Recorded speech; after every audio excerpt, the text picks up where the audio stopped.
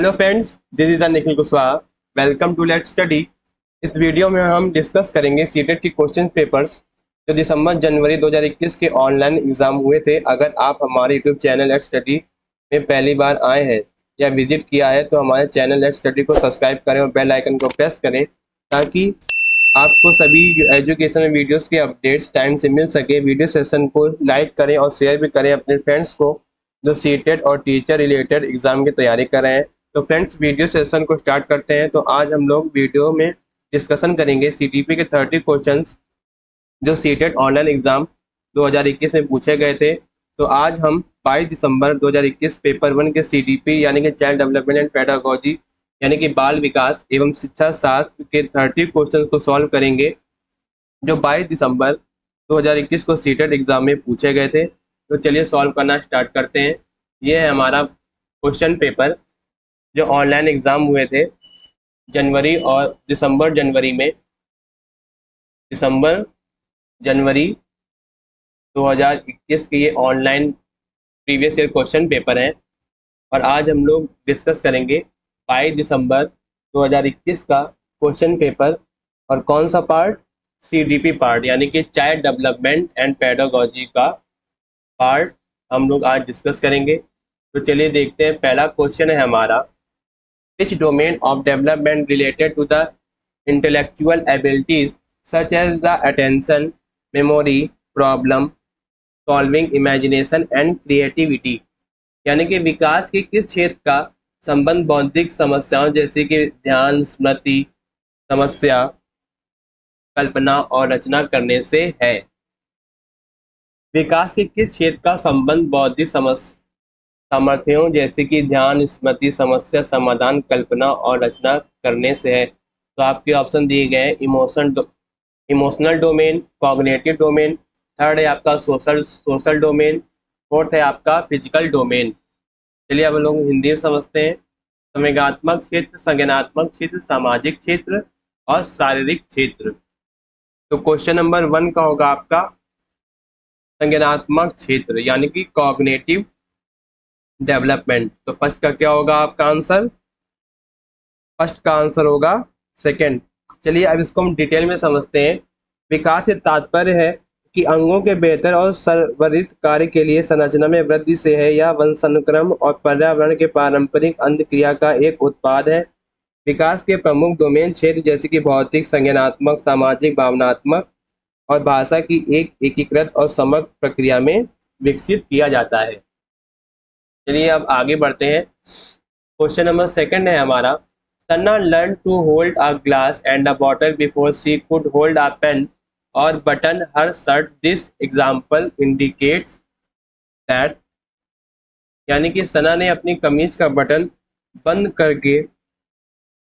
करने व कलम पकड़ना सीखने से पहले गिलास और बोतल पकड़ना सीख लिया। यह उदाहरण है। Development is unidimensional, development of direction of development is cephalocaudal, direction of development is proxydistal, direction follows a random pattern। यानी कि विकास एक आयामी है, विकास की दिशा शीर्षगामी है। थर्ड है आपका विकास की दिशा अधोगामी है। फोर्थ है आपका विकास का क्रम अनिश्चित है। तो इसका आंसर हो जाएगा विकास जो है यानी कि विकास की दिशा क्या है? अधोगामी है। सेकंड का क्या होगा? थर्ड यानी कि direction of development is proximo distal यानी कि सेकंड का क्या हो जाएगा? थर्ड। चलिए अब इसको हम डिटेल में समझते हैं। विकास से तात्पर्य है कि अंगों के बेहतर और सर्वित कामकाज के लिए संरचना में वृद्धि से है। एक बच्चा क्रम में विकसित होता है जो लगभग सभी बच्चों में समान होता है। विकास की दर और गति अलग अलग मामलों में भिन्न भिन्न हो सकती है, लेकिन सभी बच्चों में विकास के स्वरूप का क्रम लगभग समान होता है। इसी प्रकार मानव विकास कुछ सिद्धांतों पर आधारित है। जो बाल विकास 2 दिशाओं में होता है, एक सिर से पैर की दिशा की ओर और दूसरा निकट से दूर यानी कि शरीर के केंद्र से परिधि तक और होता है। विकास की अनुक्रमिक स्वरूप को 2 दिशाओं में देखा जा सकता है। एक है शीर्षगामी अनुक्रम, एक है अधोगामी अनुक्रम यानी कि सेफेलोकॉर्डल सीक्वेंस और प्रॉक्सिमोडिस्टल सीक्वेंस। जो शीर्षगामी अनुक्रम है इसका अर्थ यह है कि विकास शरीर में सिर से पैर तक क्या होता है, फैलता है। अर्थात व्यक्ति सिर के क्षेत्र से नीचे की ओर बढ़ने लगता है। उदाहरण के लिए हम समझ सकते हैं कि बच्चा पहले अपने सिर को नियंत्रण हासिल करता है, फिर वह वस्तुएं पकड़ता है, वह बैठ सकता है और रेंग सकता है, और बाद में फिर वह खड़े होकर चल सकता है। अब इसके बाद नेक्स्ट है अधोगामी अनुक्रम। अधोगामी अनुक्रम, इसका अर्थ यह है कि विकास शरीर के मध्य भाग से परिधि की ओर बढ़ता है। इस क्रम में पहले व्यक्ति की रीढ़ की हड्डी का विकास होता है और फिर इसके बाद बाहरी विकास होता है।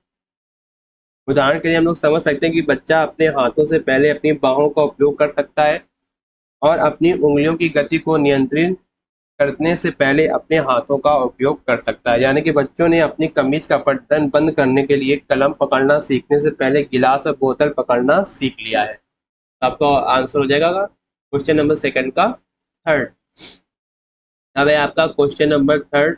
Development of a children is a result of, यानी कि बच्चों का विकास इनमें से किसका परिणाम है। आपके ऑप्शन है only heredity, only environment, schooling and education, interaction between the heredity and environment. तो थर्ड का आपका आंसर हो जाएगा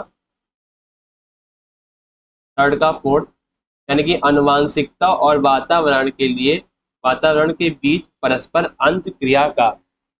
ऐसा इसलिए, चलिए अब हम लोग डिटेल में समझते हैं। जो विकास से तात्पर्य है अंगों और संवर्धित कार्य के लिए संरचना में जितने भी कार्य होते हैं सभी कार्यों के लिए संरचना में वृद्धि से है, या वंशानुगत और वातावरण की अंत क्रिया की का एक उत्पाद है। विकास तब होता है जब पर्यावरण बल एक जीव में वंशानुगत बलों के साथ एक दूसरे पर परस्पर प्रभाव डालते हैं, क्योंकि वे ऐसे तत्व होते हैं जो किसी व्यक्ति के विकास का निर्धारित या किसी व्यक्ति के विकास को निर्धारित करने में महत्वपूर्ण भूमिका निभाते हैं। किसी व्यक्ति का विकास कैसे होगा यह वातावरण पर निर्भर करता है, लेकिन व्यक्ति कितनी दूर तक विकसित हो सकता है यह आनुवंशिकता पर निर्भर करता है, यानी डिपेंड करता है, यानी कि आपकी हेरिडिटी पर डिपेंड करेगा। आनुवंशिकता आईक्यू को सीमित करती है और पर्यावरण इन सीमाओं को के बेहतर आईक्यू की संज्ञानात्मक स्थिति निर्धारित करती है। तो थर्ड का क्या हो गया आपका आंसर? क्वेश्चन नंबर थर्ड का आंसर हो गया फोर्थ, यानी कि आनुवंशिकता और वातावरण के बीच परस्पर अंत क्रिया का। अब चलिए अब आगे नेक्स्ट क्वेश्चन है question number four. Which of the which of this is not a primary agent of socialization, यानी कि निम्नलिखित में से कौन सा कारक सामाजिकरण का प्राथमिक कारक नहीं है। तो देखिए जो प्राइमरी एजेंट्स होते हैं ना, जो प्राइमरी एजेंट्स होते हैं, primary agents are those agents during infancy and childhood, यानी कि यह बचपन के दौरान होता है या उस प्रक्रिया का संदर्भित करता है जहां बच्चे को बचपन के वर्षों में परिवार के माध्यम से सामाजिकृत किया जाता है। उदाहरण के लिए हम लोग समझ सकते हैं कि एक परिवार एक बहुत छोटे बच्चों को अपनी संस्कृति का बहुत कम ज्ञान होता है, या परिवार के माध्यम से कि बच्चे बच्चे को पता चलता है कि क्या स्वीकार किया गया है और किसी विशेष समाज में क्या नहीं। तो ये आपका क्या हो गया? Primary agent. प्राइमरी एजेंट में आपका क्या आता है? फैमिली आती है। ठीक ठीक है ना। नेबरहुड आते हैं, यानी कि आपके अड़ोस पड़ोस समकक्षी।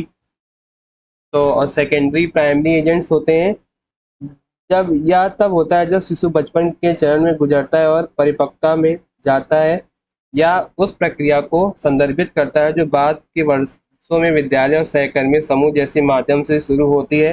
परिवार से अधिक इस चरण के दौरान स्कूल और दोस्तों के समूह जैसे समाजीकरण के कुछ अन्य माध्यम बच्चों को सामाजिक बनाते हैं और या बनाने में भूमिका निभाने लगते हैं। जैसे उदाहरण के लिए विद्यालय बच्चों को मूल मानदंडों और परंपराओं को प्राप्त करने में तथा बातचीत के माध्यम से सामाजिक भूमिकाओं के बारे में अनौपचारिक संकेतों को विकसित करने में मदद करते हैं। तो क्वेश्चन नंबर फोर्थ का आंसर हो गया आपका फोर्थ। फैमिली क्या है? प्राइमरी एजेंट है, नेबरहुड भी है, नॉट है ना, यानी कि इनमें से कौन सा सामाजिकरण का प्राथमिक कारक कौन सा नहीं है? गवर्नमेंट है, यानी कि सरकार। आपका फैमिली भी होगा प्राइमरी, नेबरहुड भी होगा प्राइमरी, पीयर्स भी होंगे, यानी कि आपके जो समकक्षी हैं, यानी कि जो आपके क्लासमेट्स हैं वो आपके क्या होंगे? Primary agents of socialization. जो गवर्नमेंट है ये लगभग सेकेंडरी सोशलाइजेशन के अंदर भी अंतर्गत आती है। ठीक, चलिए अब आगे बढ़ते हैं। तो क्वेश्चन नंबर 4 का आंसर क्या हो गया? क्वेश्चन नंबर 4 का आंसर हो गया ऑप्शन नंबर 4, गवर्नमेंट यानी कि सरकार। ठीक, चलिए अब आगे बढ़ते हैं। Question number 5, on the basis if the children response to Heinz dilemma Lawrence Kohlberg has proposed the specific developmental stages of, यानी कि हैंस की दुविधा पर बच्चों की प्रतिक्रियाओं के आधार पर लॉरेंस कोल्सबर्ग ने किस विकास के विभिन्न अवस्थाओं को प्रतिपादित किया है? आपके ऑप्शन है moral development, second social development, third है साइकोलॉजिकल डेवलपमेंट, फोर्थ है पर्सनल डेवलपमेंट, नैतिक विकास, सामाजिक विकास, मनोवैज्ञानिक विकास और व्यक्तिगत विकास। तो क्वेश्चन नंबर 5 का आंसर हो जाएगा आपका नैतिक विकास। ठीक, यानी कि मॉरल डेवलपमेंट। क्वेश्चन नंबर 5 का आंसर होगा फर्स्ट। चलिए अब हम लोग इसको डिटेल में समझते हैं। जैसे कि अमेरिकी मनोवैज्ञानिक लॉरेंस कोहलबर्ग ने नैतिक विकास के सिद्धांत को प्रतिपादित किया है। हेल्थ की दुविधा के प्रति बच्चों की प्रतिक्रियाओं के आधार पर लॉरेंस कोहलबर्ग ने नैतिक विकास के विशिष्ट विकास चरणों का प्रस्ताव दिया। उन्होंने अपने सिद्धांत में नैतिक विकास का एक व्यवस्थित अध्ययन किया है जिसमें 3 स्तरों और 6 चरणों में वर्गीकृत किया गया है। उन्होंने बच्चों के समूह के साथ साथ किशोरों और वयस्कों के लिए नैतिक दुविधाओं को प्रस्तुत करके नैतिक विकास का सिद्धांत बनाया है।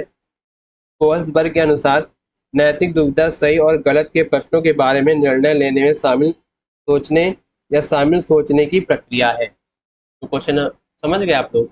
यानी कि क्वेश्चन जो लॉरेंस कोल्सबर्ग की जो विभिन्न अवस्थाएं हैं उनमें से ये कौन सी प्रतिपादित अवस्थाएं हैं? Moral development. ठीक, तो क्वेश्चन नंबर 5 का आंसर क्या हो गया? फर्स्ट, यानी कि नैतिक विकास यानी कि मॉरल डेवलपमेंट। चलिए अब आगे बढ़ते हैं। Question number 6, 9-year-old Leela classifies a collection of buttons according to their size. She then combines all the group of buttons and redistributed them on the basis of the holes on them. According to Jean Piaget theory of cognitive development, Leela is in dash stage of development. यानी कि 9 वर्षीय लीला ने बटनों के संग्रह को उनके माप के अनुसार वर्गीकृत किया। फिर उसने सभी समूह के बटनों को एकत्रित करके फिर उन्हें उनके छेदों के आधार पर दोबारा विस्तृत किया। जीन पियाजे के संज्ञानात्मक विकास के सिद्धांत के अनुसार लीला विकास के डैश चरण पर है, pre operational, formal, concrete operational या फिर सेंसरी मोटर। यानी कि आपका पूर्ण संक्रियात्मक, अमूर्त संक्रियात्मक, मूर्त संक्रियात्मक और संवेदी चालक। तो आपका 6 का आंसर हो जाएगा ऑप्शन नंबर 3, कॉन्क्रीट ऑपरेशनल यानी कि मूर्त संक्रियात्मक। चलिए अब इसको हम लोग डिटेल में समझते हैं। मूर्त संक्रियात्मक, जीन पियाजे के संज्ञानात्मक विकास के सिद्धांत से पता चलता है कि बच्चे बौद्धिक विकास के 4 अलग अलग अवस्थाओं में बढ़ते हैं और आगे बढ़ते हैं। पियाजे के संज्ञानात्मक विकास से सिद्धांत की 4 अवस्थाएं हैं। संवेदी पेशी अवस्था जो जन्म से 2 वर्ष के बीच की होती है, पूर्व संक्रियात्मक अवस्था जो 2 वर्ष से 7 वर्ष के बीच की होती है, मूर्त संक्रियात्मक अवस्था 7 वर्ष से 11 वर्ष तक के बीच की, जो अमूर्त संक्रियात्मक अवस्था होती है वो 11 वर्ष तक टिल एज तक चलती रहती है, यानी कि ओल्ड एज तक अमूर्त संक्रियात्मक अवस्था चलती रहती है। ठीक, जो मूर्त संक्रियात्मक अवस्था है, इस अवस्था के दौरान बच्चे मूर्त घटनाओं के बारे में तार्किक रूप से सोचने लगते हैं। इस अवस्था में बच्चों में संरक्षण, उत्क्रमणीय, वर्गीकरण, क्रमबद्धता, विभेदीकरण और वर्ग समावेशन जैसी योग्यताओं का विकास होता है। वर्गीकरण, पियाजे का मानना है कि मध्य बाल्यावस्था में बच्चों में वर्गीकरण की क्षमता होती है। यह विभिन्न प्रकार की तुलनाओं का उपयोग करके चीजों को एक साथ सामान्य और अधिक विशिष्ट समूह में क्रमबद्ध करने के लिए क्षमता को संदर्भित करता है। चलिए अब आगे बढ़ते हैं। क्वेश्चन नंबर 7 है हमारा, dash occur when the children transformation their experience to fit existing schemes, यानी कि जब बच्चे अपने अनुभवों को अपने वर्तमान स्कीमों में समाहित कर लेते हैं तो इसको डैश क्या कहते हैं? तो आपके ऑप्शन है एजिमिलेशन, एकोमोडेशन, ठीक, एजिमिलेशन, एकोमोडेशन, सेंट्रलाइजेशन और कंजर्वेशन, यानी कि आत्मसातीकरण, समायोजन और केंद्रीयता और संरक्षणता। तो 87 का आंसर हो जाएगा आपका फर्स्ट, यानी कि एजिमिलेशन, आत्मसातीकरण। ठीक, चलिए अब इसको हम डिटेल में समझते हैं। ठीक, देखिए पियाजे के सिद्धांत के अनुसार संज्ञानात्मक विकास, आत्मसात्करण, समायोजन और समयीकरण ऐसे तरीके हैं जिसके माध्यम से बच्चे नए अनुभवों को पहले से मौजूद अनुभूति संरचनाओं स्कीमा से एकीकृत करते हैं। पियाजे के अनुसार किसी मौजूदा स्कीमा में एक नई अवधारणा या अनुभव जोड़ना हमारे पहले से मौजूद स्कीमा में जानकारी लेने की प्रक्रिया उन तरीकों को प्रबंधित करना या प्रबंधित करता है जो एक व्यक्ति लेता है और उन्हें संशोधित करता है और पूर्व मौजूदा मानसिक संरचनाओं में नई जानकारियों की व्याख्या करता है। पियाजे के कुछ सिद्धांत हैं, उनके प्रमुख अवधारणाएं हैं। स्कीमा विचारों या कार्यों के एक समूह के दिमाग में एक प्रतिनिधित्व जो एक साथ चलते हैं। समायोजन नए अनुभवों के परिणाम स्वरूप मौजूदा विचार या स्कीमा को बदलने का आह्वान करते हैं। ठीक, तो क्वेश्चन नंबर 7 का हो गया आपका आंसर फर्स्ट। ये जो क्वेश्चन पेपर है, मैं आपको टेलीग्राम चैनल पर आपको ये मिल जाएगा, ये क्वेश्चन पेपर 22 दिसंबर 2021 का। और जो हमारा टेलीग्राम चैनल का नाम है let's study, let's study team India. ठीक, इसके नाम से हमारा टेलीग्राम चैनल है, या फिर मैं आपको इसका लिंक डिस्क्रिप्शन में दे दूंगा और आप वहाँ से ले लीजिएगा ये क्वेश्चन पेपर 22 दिसंबर 2021 का। ठीक, चलिए अब आगे बढ़ते हैं। Question number first, Lev Vygotsky, Lev नहीं लैब है, LAB, Lev Vygotsky theory of cognitive development is called as a theory as he argues that children learning take place in a context। यानी कि लेव वेगोट्स्की के संज्ञानात्मक विकास के सिद्धांतों को डैश कहा जाता है क्योंकि वे तर्क देते हैं कि बच्चों का सीखना संदर्भ में है, ये होता है या होती है। यानी कि आपकी, यानी कि अब आपके ऑप्शन है साइकोडायनामिक, साइकोसेक्सुअल, सोशल कल्चर और बिहेवियरिस्टिक, यानी कि मनोगतिशील, मनोलैंगिक, सामाजिक, सांस्कृतिक और फोर्थ है आपका व्यवहारात्मक। तो क्वेश्चन नंबर 8 का आंसर हो जाएगा थर्ड, यानी कि सामाजिक संस्कृति, सांस्कृतिक, सामाजिक सांस्कृतिक। क्वेश्चन नंबर 8 का क्या होगा? थर्ड। चलिए आप थोड़ा डिटेल में समझते हैं। लेव वेगोट्स्की ने सामाजिक सांस्कृतिक सिद्धांत पर प्रतिपादित किया है कि यह सिद्धांत इस समय इस विचार का तात्पर्य करता है कि सामाजिक संपर्क शिक्षार्थी की संज्ञानात्मक क्षमता के विकास में महत्वपूर्ण भूमिका निभाता है। शब्द कल्चर एक फ्रांसीसी शब्द से लिया गया है जो बदले में लैटिन कोलियर से व्यक्त किया गया है, जिसका अर्थ है पृथ्वी पर बढ़ना या वृद्धि करना और पोषण करना। संस्कृति लोगों के एक विशेष समूह की विशेषताएं हैं और ज्ञान है जिसमें भाषा, धर्म, भोजन, सामाजिक आदतें, संगीत और कला शामिल है। चलिए अब आगे बढ़ते हैं।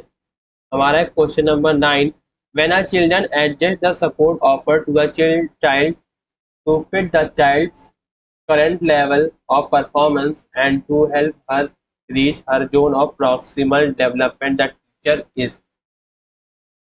यानी कि जब कोई अध्यापिका किसी विद्यार्थी को उसके विकास के निकट क्षेत्र पर पहुंचाने के लिए सहायता को उसके निष्पादन के वर्तमान स्तर के अनुरूप डालती है तो अध्यापिका किस नीति का प्रयोग कर रही है?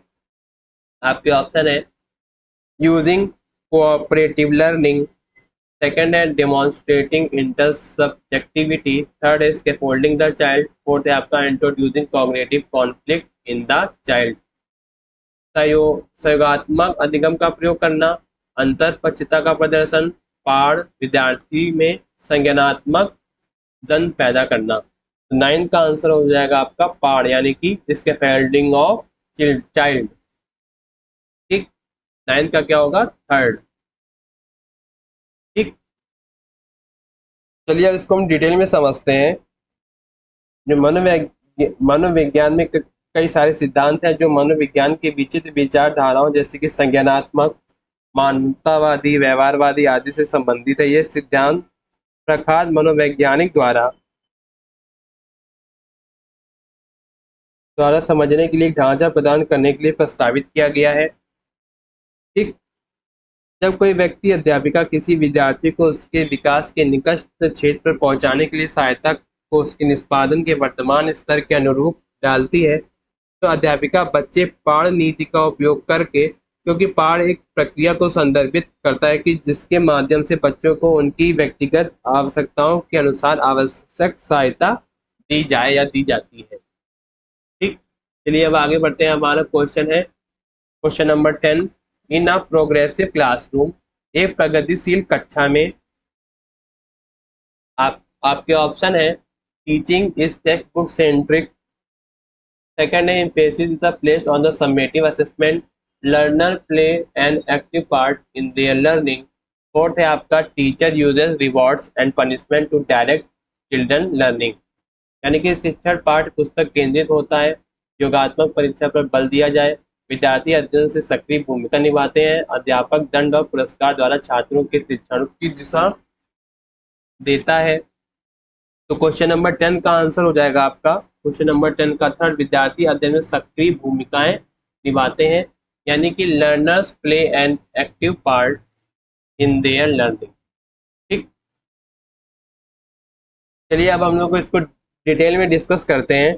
जॉन डीवी के एक अमेरिकी दार्शनिक ने प्रगतिशील शिक्षा की अवधारणा का प्रस्ताव दिया है, जो इस बात पर जोर देती है कि अधिगम केवल हस्त गतिविधियां आधारित दृष्टिकोण के माध्यम से होता है, इसलिए छात्रों को अनुकूलन और अधिगम के लिए अपने पर्यावरण के साथ क्रिया करनी चाहिए। एक प्रगतिशील कक्षा जो है प्रगतिशील शिक्षा का एक हिस्सा है, जो प्रत्येक बच्चे की क्षमता और योग्यता में विश्वास करती है।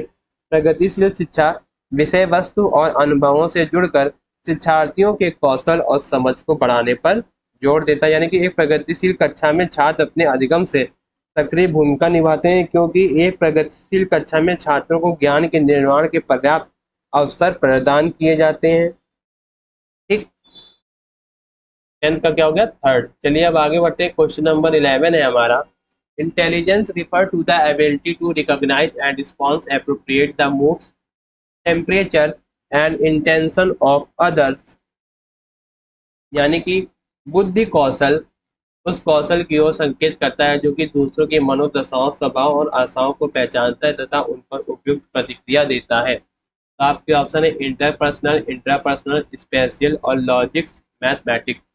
तो क्वेश्चन नंबर 11 का आपका आंसर हो जाएगा अंतर्वैयक्तिक, अंतरावैयक्तिक, स्थानिक, तार्किक, गणितीय। तो 11 का हो जाएगा आपका answer first interpersonal, interpersonal, interpersonal, यानी कि अंतर्वैयक्तिक। 11 का सॉरी 11 का क्या हो जाएगा फर्स्ट, 11 का फर्स्ट, यानी कि अंत व्यक्तित्व। ठीक, चलिए अब इसको डिटेल में समझते हैं। जो अंत व्यक्तित्व है, अंत व्यक्तित्व बुद्धि अन्य भावनाओं को समझने और उससे संबंधित है। अंत व्यक्तित्व बुद्धि वाला व्यक्ति उन लोगों की विभिन्न भावनात्मक स्थितियों को समझ सकता है। अंत व्यक्तित्व बुद्धि मनोभाव, स्वभाव और दूसरों के इरादों का उचित रूप से पता लगाने की एक क्रिया है या एक क्षमता है। ठीक, ये है आपके 11 का क्या हो जाएगा आंसर, 11 का फर्स्ट, यानी कि इंटरपर्सनल। नेक्स्ट क्वेश्चन है हमारा question number 12, national education policy 2020 propose that, यानी कि राष्ट्रीय शिक्षा नीति 2020 यह प्रस्ताव रखती है है कि आपके ऑप्शंस हैं children in primary grade should be taught in home local language, there should be one uniform language of instruction in primary classes, teachers should be discourage to use an bilingual approach, multilingualism should be heavily discourage, यानी कि प्राथमिक कक्षाओं में बच्चों को उनके घर की या स्थानीय भाषाओं में पढ़ाना चाहिए। प्राथमिक कक्षा में शिक्षा का माध्यम एक तरफ की कोई भाषा का उपयोग नहीं होना चाहिए, यह आपका गलत हो जाएगा। एक ऑप्शन सही है। और शिक्षकों को द्विभाषी उपागम को प्रयोग करने के लिए हतोत्साहित करना चाहिए। डिस्करेज नहीं किया जाता है, उत्साहित किया जाता है, यानी कि करेज। ठीक, ये आपका ऑप्शन हो जाएगा गलत। बहुभाषावाद को बिल्कुल भी बढ़ावा नहीं देना चाहिए, बिल्कुल बढ़ावा देना चाहिए। ठीक, ये आपका ऑप्शन गलत हो जाएगा। तो क्वेश्चन नंबर 12 का होगा आंसर फर्स्ट। चलिए अब थोड़ा बहुत राष्ट्रीय शिक्षा नीति के बारे में थोड़ा बहुत जानते हैं डिटेल में। जो राष्ट्रीय शिक्षा नीति है, 21वीं सदी की पहली शिक्षा नीति है और इसका उद्देश्य हमारे देश की कई बढ़ती विकासात्मक अनिवार्यताओं या अनिवार्यताओं को संबोधित करता है। यह नीति 21वीं सदी के आकांक्षात्मक लक्ष्यों के अनुरूप एक नया सिस्टम या न्यू सिस्टम बनाने के लिए इसके विनियमन और शासन सहित शिक्षा संरचना के सभी पहलुओं के संशोधन और सुधार का प्रस्ताव करती है। जो बहुभाषावाद को बढ़ावा देती है, क्योंकि बहुभाषी शिक्षा छात्रों के शिक्षण और अधिगम को प्रभावशाली बनाने के लिए छात्रों की मातृभाषा या मूल भाषा का उपयोग करने पर जोर देती है। यह नीति बहुसांस्कृतिक शिक्षा का उपयोग करने के लिए कक्षाओं छात्रों को उनकी मूल भाषा में सीखने में मदद करने के लिए विभिन्न रणनीतियों का उपयोग करती हैं। चलिए अब आगे बढ़ते हैं। क्वेश्चन नंबर है हमारा 13। I school give preference to boys while selecting student for the badminton competition to to girls for music competition. This indicates, यानी कि यह विद्यालय बैडमिंटन प्रतियोगिता के लिए विद्यार्थियों को चयन करने के लिए करते समय लड़कों को प्राथमिकता दी गई और संगीत प्रतियोगिता के लिए लड़कियों को प्राथमिकता देता है। यह क्या सूचित करता है? आपके ऑप्शन है जेंडर स्टेबिलिटी, आइडेंटिटी, इक्वलिटी और जेंडर स्टीरियोटाइपिंग, यानी कि जेंडर स्थायित्व, पहचान, समानता और रूढ़िवादिता। तो आपका ऑप्शन हो जाएगा क्वेश्चन नंबर 13 का आंसर हो जाएगा जेंडर स्टीरियोटाइप्स, यानी कि जेंडर रूढ़िबद्धता, यानी कि रूढ़िबद्धता। ठीक, लैंगिक रूढ़िवादिता जो है लड़कियों लड़कों के साथ जुड़े व्यवहार और एक पुरुष और एक महिला के पास मौजूद गुणों के बारे में विश्वास पैदा करने में संबंधित है। एक समाज में पुरुष और महिलाओं से मिलकर बनता है। लैंगिक विभाजन, लैंगिक पूर्वाग्रह, लैंगिक रूढ़िवादिता समाज में आम प्रचलित प्रथाएं हैं। जो लैंगिक रूढ़िवादिता है लड़कियों और लड़कों के साथ जुड़े व्यवहार और एक पुरुष और एक महिला के पास मौजूद गुणों के बारे में विश्वास पैदा करने से संबंधित है। उदाहरण के लिए हम मान सकते हैं कि लड़के विज्ञान और प्रौद्योगिकी के कुछ क्षेत्रों में सर्वश्रेष्ठ प्रदर्शन कर सकते हैं, जबकि लड़कियां कला और नृत्य गतिविधियों में सर्वश्रेष्ठ प्रदर्शन कर सकती हैं। चलिए अब आगे बढ़ते हैं। क्वेश्चन नंबर 14 है हमारा, continuous and comprehensive evaluation entails which of the, यानी कि सतत और व्यापक मूल्यांकन में इनमें से क्या शामिल है? आपके ऑप्शन है planning on parameters and tools of the evolution, meticulous record keeping by the teacher, periodic testing and ranking of children, integration with teaching learning process, यानी कि मूल्यांकन के मापदंडों और उपकरणों की योजना बनाना। ये आपका ऑप्शन क्या होगा? करेक्ट होगा। शिक्षक द्वारा सावधानी पूर्वक रिकॉर्ड अभिलेख को तैयार करना, ये बिल्कुल सही है। बच्चों का समय समय पर परीक्षण करना एवं उनको श्रेणीबद्ध करना, कभी भी श्रेणीबद्ध नहीं करना, ये आपका क्या होगा? निगेटिव टैग वर्ड, ये आपका निगेटिव टैग वर्ड है। ठीक, ये आपका ऑप्शन गलत हो जाएगा। शिक्षण को अधिगम प्रक्रिया के साथ एकीकृत करना, हाँ बिल्कुल एकीकृत किया जा सकता है, यानी कि आपका पहला सही है, सेकंड सही है और कौन सा सही है? फोर्थ। तो इसमें है आपका ऑप्शन नंबर फर्स्ट। तो ऑप्शन नंबर 14 का हो जाएगा, 14 का first, first second and fourth. चलिए इसको हम थोड़ा बहुत डिटेल में समझते हैं। सतत और व्यापक मूल्यांकन प्रायः सीसी के रूप में जाना जाता है। सीबीएसई द्वारा 2009 में शिक्षा के अधिकार अधिनियम और अध्यादेश द्वारा सात मूल्यांकन के एक विद्यालय आधारित सिस्टम के रूप में पेश किया गया।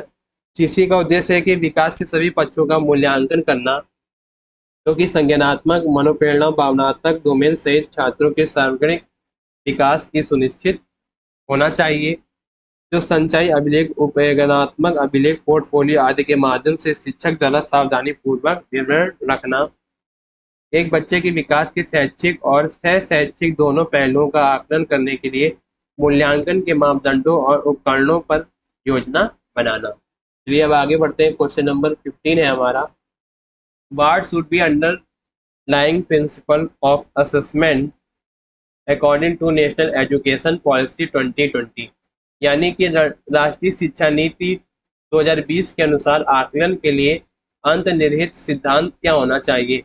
Primary testing, rote memorisation skills और encourage learning of content only, optimising learning and development for all students, assessing student only into cognitive domain through end of the year examination। यानी कि मुख्य रूप से रटने की कौशल का परीक्षण करना।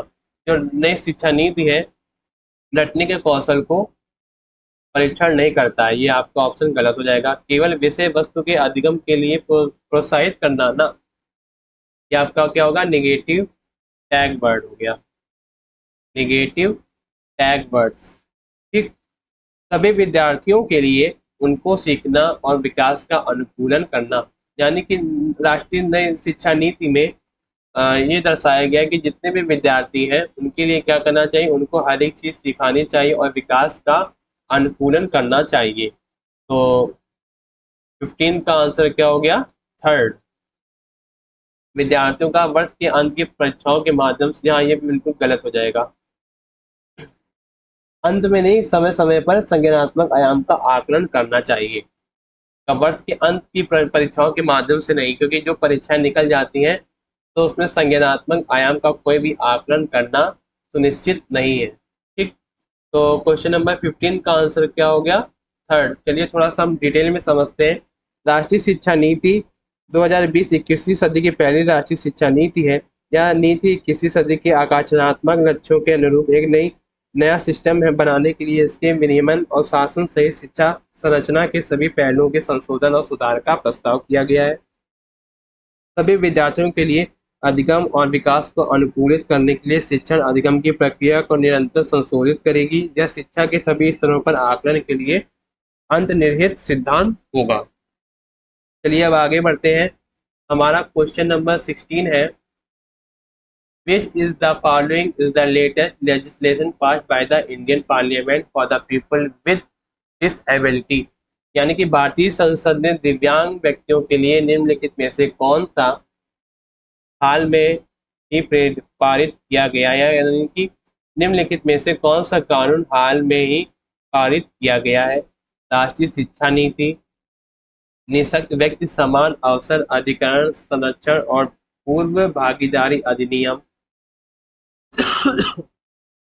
दिव्यांगता के साथ व्यक्तियों का अधिकार अधिनियम, शिक्षा का अधिकार अधिनियम।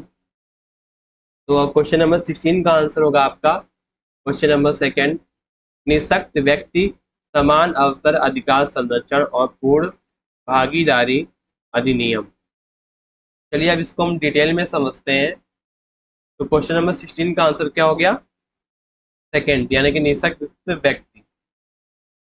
जो दिव्यांग व्यक्ति है, दिव्यांग व्यक्ति में वो लोग शामिल हैं जिनके पास दीर्घकालिक शारीरिक, मानसिक, बौद्धिक या संवेदी अक्षमताएं हैं, जो विभिन्न बाधाओं के साथ बातचीतों में दूसरों के साथ समान आधार पर समाज में उनके पूर्ण और सक्रिय भागीदारी में बाधा डाल सकती हैं।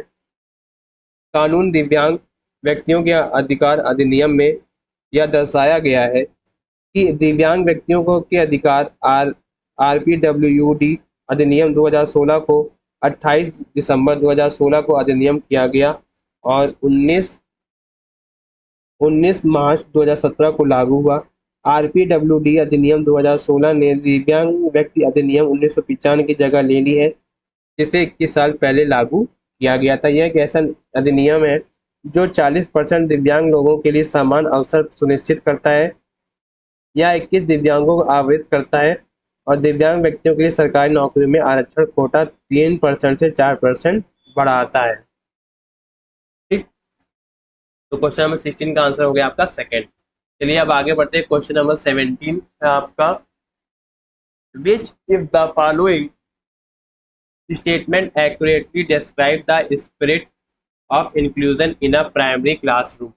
यानी कि निम्नलिखित में से कौन सा कथन प्राथमिक शिक्षा में समावेश की भावना का सटीक रूप से वर्णन किया गया है? Teacher promote the use of standard and uniform language only. Teacher hold prejudice towards children from the certain caste groups. Teacher does not have an expectation from children with special educational needs. Teacher practice culturally responsive pedagogy। यानी कि शिक्षा केवल मानक और एक तरह की भाषा के प्रयोग को ही बढ़ाना या बढ़ाना देता है, ये बिल्कुल आपका गलत हो जाएगा। एक तरह की भाषा के प्रयोग को नहीं बढ़ाता है। शिक्षक कुछ जाति समूह के बीच बच्चों के प्रति पूर्वाग्रह रखना या रखती है, ये भी बिल्कुल गलत है। शिक्षक कभी भी भेदभाव नहीं करता है बच्चों से, वो सबको बराबर अपना स्टूडेंट मानते हैं। यानी कि सब बच्चे उनके लिए सब बराबर है, कोई जाति धर्म नहीं होता उनके लिए। शिक्षकों के लिए बच्चे सारे क्या होते हैं? समान होते हैं। ठीक। शिक्षक को विशेष शैक्षिक आवश्यकताओं वाले बच्चों से कोई अपेक्षा नहीं होती, तो ये भी आपका गलत हो जाएगा। शिक्षक सांस्कृतिक रूप से उत्तरदायी शिक्षा शास्त्र का प्रयोग करता या करती है। तो क्वेश्चन नंबर 17 का आंसर हो गया फोर्थ। ठीक, 17 का आंसर हो गया फोर्थ। चलिए इसको हम डिटेल में समझते हैं। समावेशन एक छत्र शब्द है जिसका अर्थ है शिक्षा, यानी कि एजुकेशन सिस्टम में बच्चों की प्रत्येक श्रेणी को शामिल करना, चाहे उनकी भिन्नता हो और अक्षमता कुछ भी हो। सांस्कृतिक रूप से उत्तरदायी शिक्षा शास्त्र का प्रयोग करने वाले शिक्षक प्राथमिक कक्षा में समावेश की भावना का सटीक रूप से वर्णन करते हैं, क्योंकि सांस्कृतिक रूप से उपयुक्त गतिविधियां कक्षा के पाठों और विविध छात्र पृष्ठभूमि के बीच एक शक्तिशाली संबंध बनाती हैं। सांस्कृतिक रूप से उत्तरदायी पाठों की रूपरेखा बनाना और विस्तृत करने के लिए रणनीतियों का निर्माण करके शिक्षक विविध छात्रों को बेहतर ढंग से संलग्न कर सकते हैं और सभी छात्रों के लिए सफलता को बढ़ावा दे सकते हैं। सांस्कृतिक रूप से उत्तरदायी शिक्षा शास्त्र शिक्षा के लिए एक छात्र केंद्रित दृष्टिकोण है। ठीक, चलिए अब आगे बढ़ते हैं। Question number 18, the set it characteristic that define a gifted students are. निम्नलिखित में से कौन सी विशेषताओं का समूह प्रतिभाशाली छात्रों को परिभाषित करता है?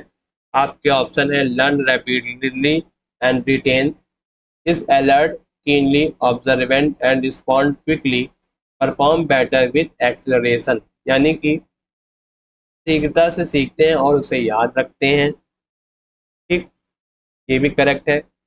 और सतर्क होते हैं और तुरंत उत्तर देते हैं, बारीकी से अवलोकन करते हैं, ये भी करेक्ट है। इसके लिए प्रतिभाशाली छात्रों को परिभाषित करने के लिए कुछ इनकी विशेषताएं, ये विशेषताएं एकदम सटीक है इनके लिए। ठीक, त्वरण के साथ बेहतर प्रदर्शन करते हैं। तो फर्स्ट सही हो गया आपका, सेकंड सही हो गया और थर्ड सही हो गया, यानी कि तीनों ऑप्शन करेक्ट है। हमारा ऑप्शन कौन सा हो गया? थर्ड। तो क्वेश्चन नंबर 18 का क्या हो गया? Third option. यानी कि फर्स्ट सेकंड थर्ड जितने भी ये ऑप्शन दिए गए, यानी कि जितनी विशेषताएं हैं समूह प्रतिभाशाली छात्रों की, इनको क्या करती हैं? परिभाषित करती हैं या दर्शाती हैं। ठीक, चलिए अब आगे बढ़ते हैं। क्वेश्चन नंबर 19 है आपका, which is the following is not an effective pedagogical strategy for inclusion of student with severe visual impairment, speaking clearly and implicitly, three-dimensional maps and chart। और थर्ड है आपका field book and field boards. और fourth है आपका use of computer to give visual presentation. यानी कि निम्नलिखित में से कौन सी शैक्षणिक प्रणाली आध्यात्मिक दृष्टिबाजी से जूझे हुए विद्यार्थियों को समावेशन हेतु प्रभावशाली नहीं है? आपके ऑप्शन है प्रत्यक्ष और अस्पष्ट रूप से बोलना व पढ़ना, 3 आयामी नक्शे और चार्ट, ऐसी किताबें और रिपोर्ट जिनको छुआ या महसूस किया जा सकता है। और आपका फोर्थ है आपका दृश्यात्मक स्पष्टीकरण देने के लिए कंप्यूटर का प्रयोग। तो 19 का आपका आंसर होगा दृश्यात्मक स्पष्टीकरण देने के लिए कंप्यूटर का प्रयोग नहीं है। यानी कि निम्नलिखित में से कौन सी शैक्षणिक प्रणाली अत्यधिक दृष्टिबाधित से जूझते हुए विद्यार्थियों के समावेशन हेतु प्रभावशाली नहीं है। ये है आपका निगेटिव टैग वर्ड। तो जो ऑप्शन सही होंगे नहीं के लिए, जो नहीं है उसके लिए सारे ऑप्शन गलत हो जाएंगे, और जो नहीं के अकॉर्डिंग यानी कि जो ऑप्शन सही है नहीं के अकॉर्डिंग वो आपका ऑप्शन क्या होगा, करेक्ट हो जाएगा। यानी कि जितने भी दृष्टि बाधित हैं वो क्या कर सकते हैं, क्या प्रभावशाली होगा, प्रत्यक्ष और स्पष्ट रूप से बोलना और पढ़ना। यानी कि जो दृष्टि बाधित है वो लिख सकते हैं, पढ़ सकते हैं। बोलना और पढ़ना यानी बोल भी सकते हैं और पढ़ना और पढ़ भी सकते हैं, और तीन आयामी नक्शे और चार्ट को छू कर उसको महसूस कर इन नक्शे और चार्ट के बारे में बता सकते हैं कि ऐसी किताबें बोर्ड जिनको छुआ या महसूस किया जा सके। लेकिन तथ्यात्मक स्पष्टीकरण देने के लिए कंप्यूटर का प्रयोग, यानी कि कंप्यूटर का उपयोग करने के लिए क्या करना होगा, उसको देखना होगा। लेकिन दृष्टिबाधित जो बच्चे होते हैं वो ये काम नहीं कर सकते। लेकिन लिखा है ना विद्यार्थियों के समावेशन हेतु प्रभावशाली नहीं है, तो नहीं के अकॉर्डिंग क्या हो जाएगा, ये वाला आंसर करेक्ट हो जाएगा। तो 19 का आंसर क्या होगा, फोर्थ। ठीक, चलिए थोड़ा सा इसको हम डिटेल में समझते हैं कि दृष्टिबाधित शिक्षार्थी कैसे शिक्षण अधिगम प्रक्रिया में सहायता करेंगे। जो शिक्षण अधिगम प्रक्रिया में दृष्टिबाधित शिक्षार्थी हैं, दृष्टि या दृष्टि के साथ एक समस्या से पीड़ित होते हैं, लेकिन जब उन्हें सही प्रशिक्षण और संसाधनों से सुविधा होती है तो वे एक अच्छी साक्षरता क्षमता विकसित करते हैं। बहुत सारी स्पर्शनीय सामग्रियों उपकरणों का उपयोग करते हैं, त्रिआयामी मानचित्र और चार्टों का उपयोग करते हैं, कल्पना करने के अवसर पैदा करने के लिए मौखिक साक्ष्य देते हैं, और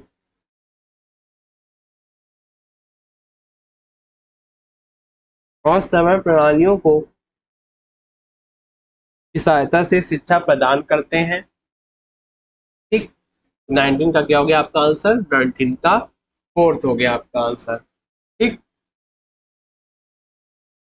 चलिए अब आगे बढ़ते हैं। क्वेश्चन नंबर 20 है आपका, assertion reason. A teacher should provide diverse learning opportunities to facilitate meaningful learning for all children. All reason है आपका, all children have the potential to learn. Both A and B are true and R is the correct explanation of A. Both A and R true, but R is not the correct explanation of A. A is true, but R is false. Both A and R false. चलिए अब हम लोग कथन देखते हैं, कथन पढ़ते हैं और देखते हैं कि इसका जो तर्क है इससे मिलता जुलता सही व्याख्या करता है कि नहीं करता है। और दोनों अगर सही है तो आपका ऑप्शन फर्स्ट हो जाएगा, लेकिन दोनों सही है लेकिन उसकी सही व्याख्या नहीं की गई है तो ऑप्शन सेकंड हो जाएगा आपका। सही है लेकिन आर गलत है। ठीक, यानी कि एजर्सन सही है लेकिन रीजन उसका गलत होगा तो थर्ड हो जाएगा आपका आंसर। और अगर एजर्सन रीजन दोनों गलत होंगे तो आपको क्वेश्चन क्या होगा, फोर्थ। चलिए देखते हैं कि शिक्षकों को सभी बच्चे के अर्थपूर्ण सीखने के लिए अधिगम के लिए विविध मौके मुहैया कराने चाहिए। बिल्कुल सही बात है।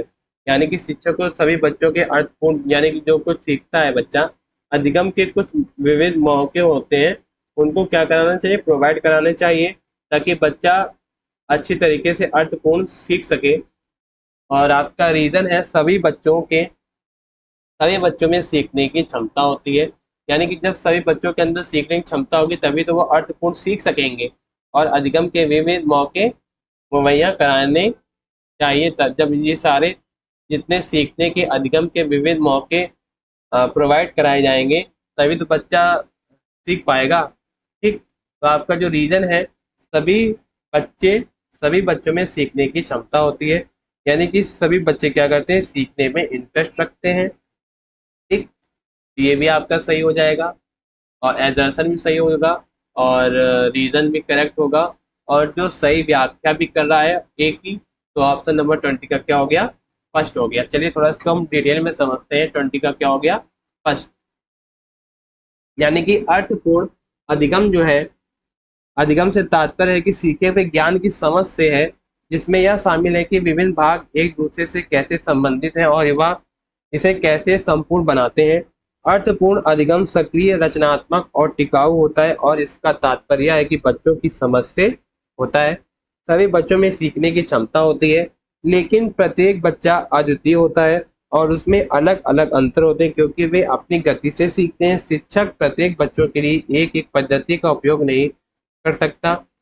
उसे सभी बच्चों के लिए सार्थक सीखने की सुविधा हेतु विविध सीखने के लिए अवसर प्रदान करने चाहिए। ठीक, चलिए अब आगे बढ़ते हैं। क्वेश्चन नंबर 21 है हमारा, a student with external locus of control would attribute his her failure in the examination to. यानी कि एक विद्यार्थी जो नियंत्रण के प्राधिकारिकता में विश्वास रखती है, परीक्षाओं में अपनी असफलता का कारण किससे बता सकती है। Lack of ability, lack of preparation, faulty attitude और बैड लक। यानी कि योग्यता की कमी है, तैयारी की कमी है और त्रुटिपूर्ण दृष्टिकोण, बुरी किस्मत। तो 21 का क्या हो जाएगा आंसर, 21 का हो जाएगा आपका फोर्थ, यानी कि बैड लक। ठीक, चलिए अब इसको हम डिटेल में समझते हैं। नियंत्रण की ब्रह्मा अधिकारिकता वाले छात्र का मानना है कि सफलता या सफलता उसके प्रयासों या अक्षमताओं के कारण होती है। नियंत्रण की ब्रह्मा अधिकारिकता व्यक्ति के साथ आंतरिक या भ्रम हो सकती है। नियंत्रण की प्राधिकारिकता, एक नियंत्रण के लिए अधिकारिकता वाले छात्र हमेशा मानते हैं कि जो बाहरी ताकतें उनकी विफलता का कारण बनती हैं, जैसे कि या नियंत्रण की अधिकारिकता वाले छात्र परीक्षा में अपनी असफलता को सिर्फ खराब भाग यानी बुरी किस्मत को देखा गया है, क्योंकि उनका मानना है कि सफलता या सफलता बाहरी ताकतों द्वारा नियंत्रित होती है जो उनके नियंत्रण से बाहर है।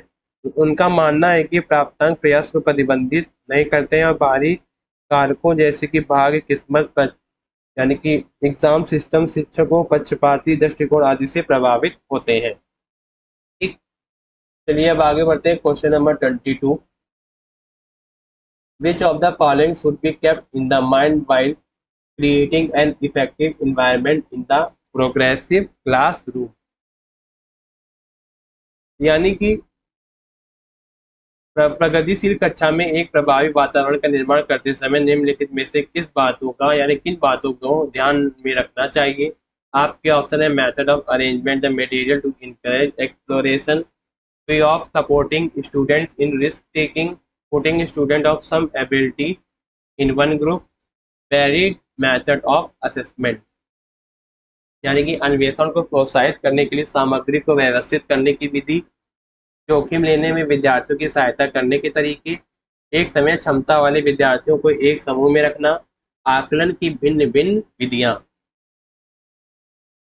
तो आपका जो पहला है ऑप्शन ये करेक्ट हो जाएगा और सेकंड हो जाएगा, लेकिन एक समान क्षमता वाले विद्यार्थियों को एक समूह में नहीं रखा जाता है। ठीक, और फोर्थ है आपका आकलन की भिन्न भिन्न विधियां। यानी कि आकलन की क्या होती है, कुछ अलग अलग विधियां होती हैं। तो ये आपका ऑप्शन हो जाएगा 22 का, फोर्थ का। ये जो ऑप्शन है फोर्थ वाला ऑप्शन, ये आपका क्या हो जाएगा, 22 का आपका फर्स्ट सही हो जाएगा और सेकंड सही हो जाएगा और फोर्थ सही हो जाएगा। यानी कि फर्स्ट, सेकंड और फोर्थ, यानी कि 20 का आंसर हो जाएगा थर्ड। यानी कि 22 में पहला सही है, दूसरा सही है और चौथा सही है, तीसरा गलत है। जिसमें से फर्स्ट, सेकंड और फोर्थ है, कौन सा सही है, थर्ड। चलिए इसको हम डिटेल में समझते हैं कि जॉन डीवी एक अमेरिकी दार्शनिक ने प्रगतिशील शिक्षा की अवधारणा का प्रस्ताव किया है, जो इस बात पर जोर देता है कि अधिगम केवल हस्त गतिविधियों आधारित दृष्टिकोण के माध्यम से होता है। इसलिए विद्यार्थियों का अनुकूलन और अधिगम के लिए अपने वातावरण के साथ अतः क्रिया करनी चाहिए। एक प्रगतिशील कक्षा प्रगतिशील शिक्षा का एक हिस्सा है जो प्रत्येक बच्चों की क्षमता और योग्यता से विश्वास करती है। प्रगतिशील शिक्षा सामग्री और अनुभवों से जुड़कर विद्यार्थियों को कौशल और समझ को बढ़ाने पर जोर देती है। चलिए अब आगे बढ़ते हैं। क्वेश्चन नंबर 23 है आपका, विच of the following is a cooperative learning strategies, यानी कि निम्नलिखित में से कौन सी एक सहगामी अधिगम युक्ति है। ठीक, तो आपका ऑप्शन है शेपिंग, सेरिएशन, सोशल आइसोलेशन और रेसिप्रोकल क्वेश्चनिंग। आपके ऑप्शन है ढालना, क्रमबद्धता, सामाजिक प्रथिकरण, पारंपरिक रूप से प्रश्न पूछना। तो क्वेश्चन नंबर 23 का आंसर हो जाएगा आपका पारंपरिक रूप से प्रश्न पूछना, यानी कि रेसिप्रोकल क्वेश्चनिंग। रेसिप्रोकल क्वेश्चनिंग, अब हम लोग इसको डिटेल में समझते हैं क्या होता है। जो रेसिप्रोकल पूछताछ होती है, यानी कि रेसिप्रोकल क्वेश्चनिंग जो होती है, पारंपरिक पूछताछ एक सहकारी अधिगम की रणनीति है या पारंपरिक शिक्षण रणनीति का एक रूपांतरण है। इस रणनीति में छात्र एक पठन चयन के बारे में प्रश्नों की सूची तैयार करके शिक्षा की भूमिका निभाते हैं और शिक्षक बदले में प्रश्नों के उत्तर देकर और यदि आवश्यक हो छात्रों को उनके काम को अधिक केंद्रित प्रश्नों में परिशोधित करने में मदद करने के लिए अधिगम को अच्छा बनाता है, आकृति देता है। ठीक, आकृति देने की अवधारणाओं को स्किनर ने अपने क्रिया प्रसूत सिद्धांत में प्रस्तावित किया था। चलिए अब आगे बढ़ते हैं। क्वेश्चन नंबर 24 है हमारा, Mohan provides student with container of different capacity to help them learn the concept of volume. Farah asked to brainstorm on possibilities of making waste disposal a mechanical task so that the people do not have to do this manual task. Both of the teachers are employing gas in their classroom. आप आपके option है behaviourism, constructivism, direct instruction, operant conditioning.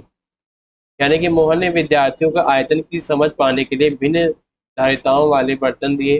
Farhan ने अपने विद्यार्थियों को कूड़े को यांत्रिक कार्य बनाने की संभावना पर मानस संसाधन या मानस मंथन करने के लिए कहा। दोनों अध्यापक अपनी कक्षा में किस शिक्षण शास्त्रीय युक्ति का प्रयोग कर रहे हैं। आपके ऑप्शन है व्यवहारवाद, रचनावाद, स्पष्ट अनुदेन अनुदेशन, फोर्थ है आपका सक्रिय अनुकूलन। तो 24 का आंसर होगा आपका रचनावाद, यानी कि कंस्ट्रक्टिविज्म। जो अब चलिए इसको हम डिटेल में समझते हैं। ठीक, जो रचनावाद है यानी कंस्ट्रक्टिविज्म है, रचनावाद एक विचारधारा पर जोर देता है कि लोग अपने अनुभवों के आधार पर सक्रिय रूप से अपने ज्ञान का निर्माण कर सकें। रचनावाद का मूल सिद्धांत यह है कि छात्र का पिछला ज्ञान, अनुभव, विश्वास और अंतर्दृष्टि सभी उनके निरंतर सीखने के लिए महत्वपूर्ण आधार है। जैसे हम लोग उदाहरण के रूप में समझ सकते हैं कि मोहन छात्रों को आयतन की अवधारणा सीखने में मदद करने के लिए विभिन्न क्षमताओं के पात्र प्रदान करता है।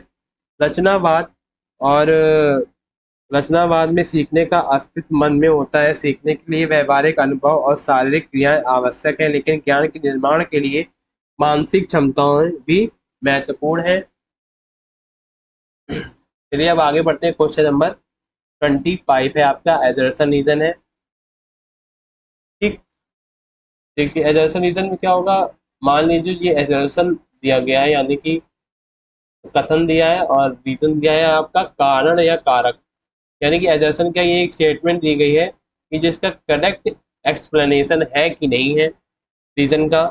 ठीक, यानी कि रीजन स्टेटमेंट दिया गया है और ये जो कारण दिया गया है, अगर ये स्टेटमेंट से अगर ये कारण मैच कर जाता है तो क्या होगा, एजर्सन और रीजन क्या होगा, ट्रू होगा और रीजन भी सही होगा। और जो रीजन है ना इसका करेक्ट एक्सप्लेनेशन है, यानी कि सही व्याख्या करता है।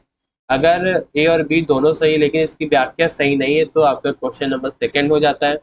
और क्वेश्चन नंबर थर्ड में क्या है, अगर एजर्सन सही लेकिन रीजन गलत है, यानी कि रीजन क्या है एजर्सन से मैच नहीं करता है, तो क्या होगा नंबर क्वेश्चन नंबर 25 का, अगर ऐसा होगा, अगर कंडीशन ऐसी होगी तो थर्ड ऑप्शन होगा। और अगर एजर्सन रीजन दोनों ही गलत होंगे, एक दूसरे से मैच नहीं खाते होंगे और करेक्ट एक्सप्लेनेशन नहीं देते हैं, तो क्या हो जाएगा, ऑप्शन नंबर 4 हो जाएगा। ठीक, चलिए अब देखते हैं। देखिए, apart for the academic learning is important to the focus the social emotional needs of the students in an educational setup. As a reason है आपका, emotion play a significant role in cognition. Choose the correct option. Both A and B are true. R is the correct explanation. Both A and B are the true, but R is not correct explanation of A. A is true. A is true and R is false. Both A and R are false. यानी कि शिक्षा ढांचे में शैक्षणिक अवबोध के आंतरिक छात्रों के सामाजिक संवेदनात्मक आवश्यकताओं पर ध्यान दिया जाता है। आप या इसका कारण है कि संज्ञान में संवेग महत्वपूर्ण भूमिका रखते हैं। तो ये बिल्कुल इसका करेक्ट है, यानी कि जो एजर्सन और रीजन है दोनों ही करेक्ट हैं। और क्या इसका जो सही व्याख्या है, रीजन जो कथन और रीजन है यानी कि जो क्या है, मैच कर रहे हैं एक दूसरे से। और इसका जो सही व्याख्या कर रहा है जो कथन है, इसका जो रीजन है एकदम सही करेक्ट एक्सप्लेनेशन है, यानी कि जो एजर्सन रीजन है दोनों ही मैच कर रहे हैं। तो आपका ये भी करेक्ट होगा, क्योंकि जो अधिगम में एक सतत प्रक्रिया है जो हमें अपने वातावरण में सक्षमता और कार्य करने की क्षमता विकसित करने में मदद करती है। छात्रों की सामाजिक भावनात्मक आवश्यकताओं को और उन पर ध्यान देना बहुत ही महत्वपूर्ण है। सामाजिक भावनात्मक क्षमताओं में भावनाओं का प्रबंधन और दूसरों के साथ सकारात्मक और पुरस्कृत संबंध स्थापित करने की क्षमता शामिल है। छात्रों की सामाजिक भावनात्मक आवश्यकताओं पर ध्यान केंद्रित करके विद्यालय और उनका सामाजिक भावनात्मक समस्याओं को दूर कर सकते हैं। ठीक, यानी कि संज्ञान संवेग में महत्वपूर्ण भूमिका निभाते हैं। जैसे कि यदि तनाव के कारण दबाव बना रहता है तो उसको हम क्या कहते हैं, संज्ञान संवेग भूमिका। ठीक, तो क्वेश्चन नंबर 25 का आंसर हो जाएगा 25 का फर्स्ट। ठीक, यानी कि इसमें क्या है, एजर्सन भी सही है और रीजन भी सही है, और इसका सही एक्सप्लेनेशन है एजर्सन और रीजन का, इसीलिए ऑप्शन क्या है, ए इज द करेक्ट आंसर। चलिए अब आगे बढ़ते हैं। क्वेश्चन नंबर 16 है हमारा, understanding error made by the children in academic work, यानी कि शैक्षणिक कार्यों में बच्चों द्वारा की गई त्रुटियों को समझना निम्न में से क्या है। आपके ऑप्शन है, is relevant merely in assessing student intellectual abilities, is relevant only to judge teachers' efficiency in teaching, is relevant to understand teaching as well as the learning process. Fourth है आपका, is not relevant to any domain related to teaching or learning, यानी कि केवल विद्यार्थियों की बौद्धिक क्षमता का आकलन करने में प्रासंगिक है। सेकंड है आपका, शिक्षण प्रक्रिया में केवल शिक्षक की क्षमता का पता लगाने के लिए प्रासंगिक है। ये भी आपका आंसर, ये ऑप्शन गलत हो जाएगा। पहला ऑप्शन गलत, सेकंड भी गलत हो जाएगा। शिक्षण के साथ साथ सीखने की प्रक्रिया को समझाने के लिए प्रासंगिक करना, ये आपका एकदम करेक्ट है।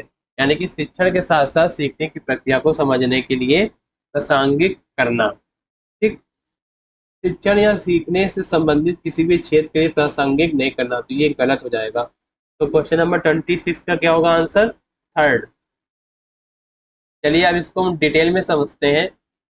जो त्रुटि है, जब कोई शिक्षार्थी किसी विषय पर विशेषज्ञता या विशेष ज्ञाता प्राप्त नहीं कर सकता है, यानी भी कोई भी विशेषताएं, यानी कि किसी भी विषय में कोई भी विशेष ज्ञाता प्राप्त नहीं कर सकता है, वह त्रुटियां करने के लिए कमजोर है। सीखने के दौरान किसी बच्चे द्वारा गलतियां किए जाने के लिए और उनके अलावा कुछ भी नहीं है।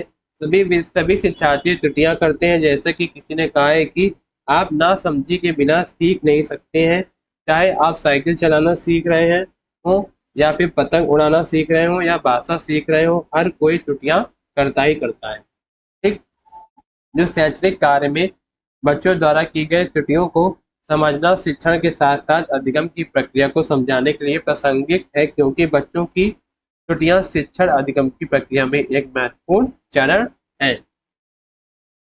चलिए अब आगे बढ़ते हैं। क्वेश्चन नंबर 27 है आपका, क्रिटिकल थिंकिंग इन्वॉल्व्स। फर्स्ट है मेटाकॉग्निशन, सेकंड है एनालिसिस, थर्ड है आपका रिफ्लेक्शन। यानी कि निम्नलिखित में से समालोचनात्मक चिंतन में क्या शामिल है? आपके ऑप्शन है परासंज्ञान, ये भी सही है, विश्लेषण भी सही है, और मनन करना। तो पहला सही है आपका ऑप्शन, सेकंड सही है, और कौन सा सही है? थर्ड। इसमें से कौन सा ऑप्शन मैच कर रहा है? फर्स्ट वाला, फर्स्ट सेकंड एंड थर्ड। तो 27 का क्या हो गया? फर्स्ट। चलिए इसको हम डिटेल में समझते हैं। जो समालोचनात्मक चिंतन है, तर्क या तर्क को नई या अपरिचित स्थितियों, विचारों और सुझावों पर लागू करने की क्षमता है, या तथ्य, घटनाओं आदि को पहचानने या उनका विश्लेषण करने की प्रतिक्रिया को संदर्भित करता है। समालोचनात्मक चिंतन के लिए उचित विश्लेषण है, मूल्यांकन, निष्कर्ष और स्पष्टीकरण की आवश्यकता होती है। समालोचनात्मक चिंतन में चीजों को खुले दिमाग से देखना और अवलोकन करना, और एक विचार या अवधारणाओं को यथासंभव कई कोणों के रूप में जांचना शामिल है। ठीक। चलिए अब आगे बढ़ते हैं। क्वेश्चन नंबर है हमारा 28। Anita, teacher of fourth grade, is facing a situation in her class where several students are reporting boredom in ongoing theme. In this scenario, she should, आपके ऑप्शन है ignore these students and continue teaching the same content, punish these students and report this to their parents, reflect on the content of lesson and method of teaching, assume that these students are not capable of learning। यानी कि अनीता जो कि चौथी कक्षा की अध्यापिका है, अपनी कक्षा में एक ऐसी स्थिति का सामना कर रही है जहां कोई विद्यार्थी पढ़ाए जा रहे विषय में उकताहट महसूस कर रहे हैं। इस स्थिति में क्या करना चाहिए? तो आपके ऑप्शन है इन विद्यार्थियों की अनदेखी करें और उसी विषय वस्तु को पढ़ाना जारी रखें। किसी भी विद्यार्थी को अनदेखा नहीं करना चाहिए। ठीक। ये आपका ऑप्शन हो जाएगा गलत। 28 का ऑप्शन फर्स्ट गलत हो जाएगा। और सेकंड है इन विद्यार्थियों को दंडित करें कि उनकी सूचना उनके माता पिता को दे। यानी कि किसी भी विद्यार्थियों को दंडित नहीं किया जा सकता है। ये आपका क्या होगा? निगेटिव टैग वर्ड हो गया है आपका। ठीक। किसी भी विद्यार्थियों को आप दंडित नहीं कर सकते हैं, या आप हाथ भी नहीं छू सकते हैं किसी भी विद्यार्थी पर, यानी कि किसी भी विद्यार्थी पर हाथ नहीं उठा सकते हैं या दंडित नहीं कर सकते हैं। ठीक है, ये आपका ऑप्शन गलत हो जाएगा। पाठ के विषय वस्तु और पढ़ाने के तरीके पर पुनः चिंतन करना, हाँ ये बिल्कुल सही है। मान लें कि ये विद्यार्थी सीखने के लिए सक्षम नहीं है, हम ये नहीं मान सकते विद्यार्थी सीखने के लिए सक्षम नहीं है। ठीक है, ये गलत हो जाएगा। सभी विद्यार्थी क्या होते हैं? सीखने के लिए सक्षम होते हैं। ठीक। चलिए इसको हम डिटेल में समझते हैं। निरसत्ता रुचि की कमी के कारण, 28 का क्या होगा आपका आंसर? थर्ड। चलिए इसको हम डिटेल में समझते हैं। जो निरसत्ता रुचि की कमी के कारण, थके हुए और बेचैन होने के कारण स्थिति है। कभी कभी शिक्षण अधिगम प्रक्रिया में यदि कक्षा की गतिविधियां पर्याप्त रूप से चुनौतीपूर्ण नहीं होती हैं तो छात्र नीरस हो जाते हैं। इस चरण में अधिगम पठार होता है। अवधारणाओं पर निपुणता प्राप्त करने के बाद शिक्षार्थी निरसता महसूस करता है और नई चीजें सीखना चाहता है। इसलिए शिक्षक को हमेशा निरसत्ता को दूर करने के लिए एक ही अवधारणाओं को नवीन तरीकों से प्रस्तावित या प्रस्तुत करना चाहिए। यानी कि अनीता को पाठ की विषय वस्तु और शिक्षण की विधि पर विचार करना चाहिए, क्योंकि प्रत्येक बच्चे की सीखने की गति अलग अलग होती है और सभी बच्चों पर एक ही विषय लागू नहीं हो सकता। यानी एक ही विधि लागू नहीं हो सकती है। हर बच्चे पर अलग अलग विधि लागू करनी चाहिए। यदि कुछ छात्र निरसत्ता दर्शाते हैं तो यह माना जाता है कि ये छात्र सीखने में सक्षम नहीं है। लेकिन यदि अधिकांश छात्र संभावित कारण यह हो सकता है कि वह शिक्षण अनुपयुक्त हो या अप्रशंसनीय विधि का उपयोग कर रही हो। ठीक। चलिए अब आगे बढ़ते हैं। क्वेश्चन नंबर 29 है हमारा, दिया गया है what should our teacher tell her student to encourage them to statistically intrinsically motivated for task. आपके ऑप्शन है the student who finish first will get 5 stars. Let me see who finished first, who is the smallest. Working on this is so interesting. Let's see what will be and we can learn in this activity. Fourth है आपका those who do not finish quickly will not go out and play the game period. यानी कि किसी अध्यापक को अपने विद्यार्थियों को किसी कार्य के लिए आंतरिक रूप से प्रेरित करने के लिए क्या कहकर प्रोत्साहित करना चाहिए। जो विद्यार्थी सबसे पहले कार्य खत्म कर लेंगे उन्हें 5 सितारे मिलेंगे। तो ये आपका गलत हो जाएगा। ये तो विद्यार्थियों से पक्षपात यानी भेदभाव है। ठीक, यानी किसी भी विद्यार्थियों के साथ भेदभाव नहीं करना चाहिए और उनको बराबरी का हकदार समझना चाहिए। यानी कि वो क्या है, उनको बराबर समझना चाहिए। यानी कि जितने भी अध्यापक हैं सारे विद्यार्थियों को क्या करना चाहिए, एक समान मानना चाहिए। मैं देखती हूँ कि कौन प्रथम आता है या आती है, कौन सबसे अधिक स्मार्ट है, तो इस सारे बच्चे स्मार्ट हैं, ये भी गलत हो जाएगा। लेकिन मैं देखती हूँ कि कौन सा, ये भी गलत है, कौन सबसे अधिक स्मार्ट है, कोई भी अधिक स्मार्ट नहीं होता। सब जो अध्यापक के लिए सारे विद्यार्थी क्या होते हैं, सभी आंतरिक रूप से क्या होते हैं, समान होते हैं, ठीक, कॉमन होते हैं और उनमें भेदभाव या पक्षपात नहीं होता है। इस पर काम करना कितना मजेदार है कि चलो देखते हैं कि हम इस गतिविधि से क्या क्या सीख सकते हैं। तो ये बिल्कुल करेक्ट होगा। हम ये सीख सकते हैं, उनको प्रोत्साहित ऐसे करें आप लोग कि इस पर काम करना कितना मजेदार है, चलो देखते हैं कि हम इस गतिविधि से क्या सीख सकते हैं। यानी कि उनके बीच में क्या करो, पॉजिटिव मोटिवेट करो उनको, ठीक, आंतरिक रूप से प्रेरित करो। यानी कि इस पर काम करना कितना मजेदार है, चलो देखते हैं कि हम इस गतिविधि से क्या क्या सीख सकते हैं। तो क्वेश्चन नंबर 29 का क्या हो गया आपका आंसर, 29 का हो गया थर्ड। ठीक, हो गया आपका थर्ड। यानी कि working on this is so interesting, let's see what all we can learn in this activity. और हमारा सीडीपी पार्ट का लास्ट क्वेश्चन है question number 30, pace of learning is. ठीक, देखो सीखने की गति डैश है, dependent solely on person factor, dependent solely on environmental factor, dependent on interaction of personal and environmental factors, independent of both personal and environmental factors। यानी कि सीखने की गति है डैश पूरी तरह से व्यक्तिगत कारकों पर निर्भर होती है ना, बिल्कुल गलत है। पूरी तरह से पर्यावरणीय कारकों पर निर्भर होती है, गलत है। व्यक्तिगत और पर्यावरणीय कारकों की पारंपरिक क्रियाओं पर निर्भर करती है। ठीक, तो व्यक्तिगत और पर्यावरणीय कारकों दोनों से स्वतंत्र है। तो 30 का आपका आंसर हो गया थर्ड, व्यक्तिगत और पर्यावरणीय कारकों की पारंपरिक कार्यों पर निर्भर करना। जो सीखने की जो गति होती है व्यक्तिगत और पर्यावरणीय कारकों की पारंपरिक क्रियाओं पर निर्भर करती है। यानी कि dependent on interaction of personal and environmental factor. तो क्वेश्चन नंबर 30 का आंसर क्या हो गया, third, option number third is correct. यानी कि 30 का आंसर होगा आपका थर्ड। चलिए इसको हम थोड़ा डिटेल में समझते हैं कि अधिगम होता है नई समझ, ज्ञान, व्यवहार, कौशल, मूल दृष्टिकोण और वरीयताओं को प्राप्त करने की प्रक्रिया है। अधिगम व्यवहार या ज्ञान में परिवर्तन है जो अनुभव के परिणाम स्वरूप होता है। सीखने की गति छात्र से भिन्न होती है। सीखने की गति विभिन्न प्रकार के व्यक्तिगत और पर्यावरणीय कारकों से प्रभावित होती है।